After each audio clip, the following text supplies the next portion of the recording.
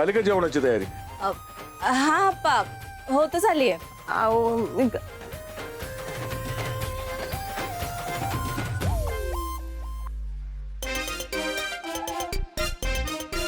म्हणजे या police station मध्ये जाऊन आल्यापासून ना लय सुधारली की तू. हा, जेव्हा बघाव तेव्हा काम करतानाच दिसतीस.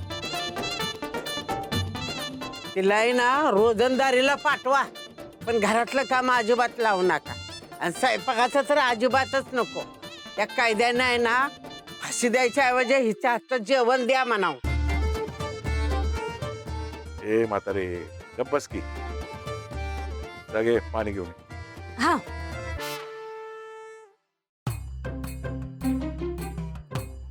हो, बघितलं ना कसं राबून घेतलं जाते मला घरामध्ये. मला काही जीव बिव आहे का नाही. आणि वायच जरा काम करायला नाही म्हणलं ना लगेच पोलिसाची धमकी दिली जाते. आय आय गो, सकाळपासून ना काम करून कंबरड मोडला, हात पाय थकले. बोला की काहीतरी वायच. मी काय बोलू? घरातल्या बायकाने घरात नाही काम करायचं, मग कुठं करायचं? हा, जे चाललंय ते चालू द्या. काय याने तुझा वाईच व्यायाम बी होतोय छान. व्यायाम महत्वाचा आहे. ती का मग आहे उद्या बाई आई गो. जीव गेल्यानंतर घरातल्या लोकांचे डोळे उघडणार आहे का काय माहिती. किती राबायचं एकटीनं, किती राबायचं. पण इथं कोणाला माझी काही पडली नाहीये. आहे अगं काय झालंय? काही विचारू नको सुद्या. मी सांगितलं ना तरी घरामध्ये कोणाला खरं नाही वाटणार आहे. सकाळपासून काम करू करू ना कंबरडलंय, मोडलंय माझं. अगं मग तू कशाला काम करतीस? घरातले दुसरे लोक आहेत ना, त्यासनी सांगायचं. हा हाय ती बाबा. पण तुझ्या भावाची बायको लालीजी आतून मागे लागलीये माझ्या. हे बैलाला झुपतात ना घाण्याला, तसं झुपलंय मला कामाला. लालीजी जेवायला वाढा. ए, थांब. तुझी बायको आता अति करायला लागली. लवायचा आवर घाल. दादा मग सकाळपासून काम करून माझ्या डोक्याचा भोगा झालाय. तसं हे घरातला मॅटर आहे. बायका बायका बघून घेतील काय ते. लालीजी इथं माझी आई दिवसभर राब राब राबतीय. तुझी बायको नुसती बसू नये.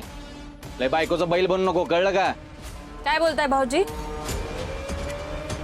बायकोचा बैल म्हणजे? तुम्हाला नसेल तुमच्या बायकोची काळजी, त्यांना हाय ना त्यांच्या बायकोची काळजी. ए थोबाड बंद कर. लय मोठी झाली का तू? नीट बोलायचा माझ्याशी. मोठा धीर आहे मी. ए समजव हिला. ए काय चाललंय? शांत राहा की जरा तू. हा, जा गोपाळ, जा आराम कर. जा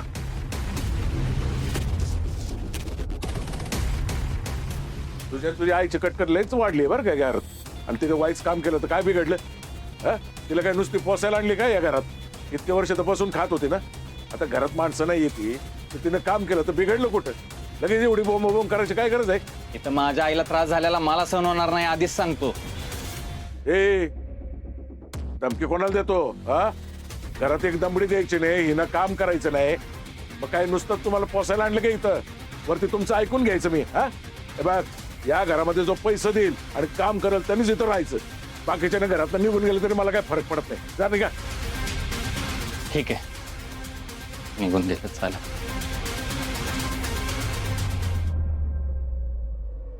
काय झालं की घर सोडून जा, घरातून चालता हो.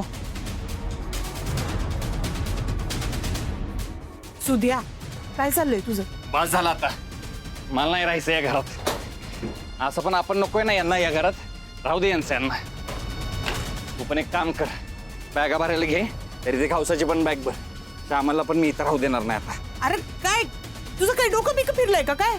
सगळ्यांनी बॅगा भरा काय रस्त्यावर राहायचं का बायका पोरांना घेऊन? बाई कुठनं दुर्बुद्धी सुचली, मला त्रास होतोय हे तुला सांगितलं असं झालंय मला. मग काय करायचं असल्या घरात राहून? हा, जिथे आपला रोज रोज अपमान होतो. हा, मला नाही राहायचं असल्या घरात. माझ्या बायकोला नीट वागवत नाहीत, तुला नीट वागवत नाहीत, मला नीट वागवत नाहीत. हा, काही इज्जत आहे का नाही? कोण कुठला भामटा, त्याला आणि त्याच्या बायकोला इज्जत आहे, पण आपल्याला इज्जत नाही. त्या दोघांना बसवले डोक्यावर आणि माझा सारखा अपमान करतात. मी नाही आता हे सहन करू शकत.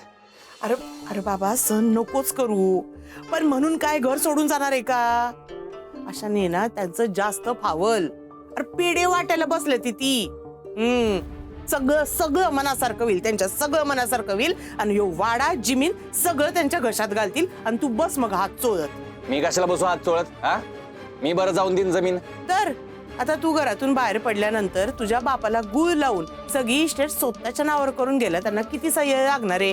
हा, आणि तिकडे तुझा बाप तो गोपाळच्या प्रेमात फार आंधळा झालाय. मग काय तू घरातून बाहेर पडल्यानंतर हाईच माकडा आधी कोलीत आईतच. त्यामुळं कुठंच जायचं नाही. ऐक माझं जरा, सगळी जमीन इस्टेट त्यांच्या घशात घालायची नाही. ठीक आहे, नाही जात कुठं. आता कसं शाण्यासारखं बोलला. आम्र जरा वाईच नाही. या लालीन गोपाळ ह्या घराच्या बाहेर काढलं ना तर बघ, आता नाही जास्त दिवस ते घरात राहणार.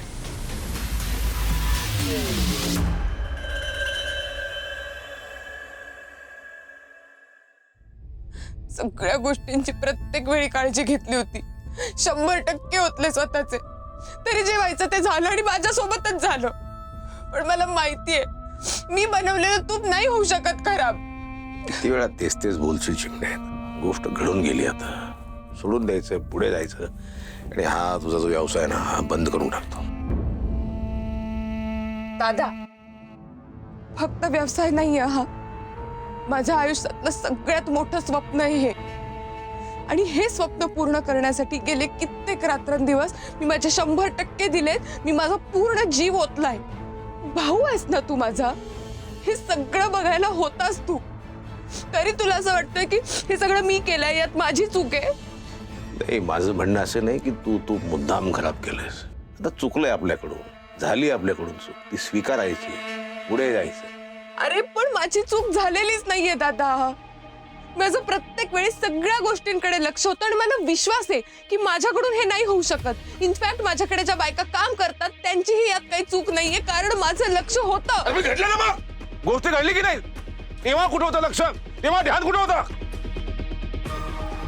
आता काय चाललंय तुझं? तू मला सपोर्ट करण्याऐवजी माझ्यावर आरोप करतोयस, माझी उलट तपासणी घेतोयस. यावेळी सगळ्यात जास्त गरज तुझी आहे दादा. आणि तू नेहमीप्रमाणे असंच वाग माझ्यासोबत. आणि ह्याच गोष्टीचा नेहमी त्रास होतो मला.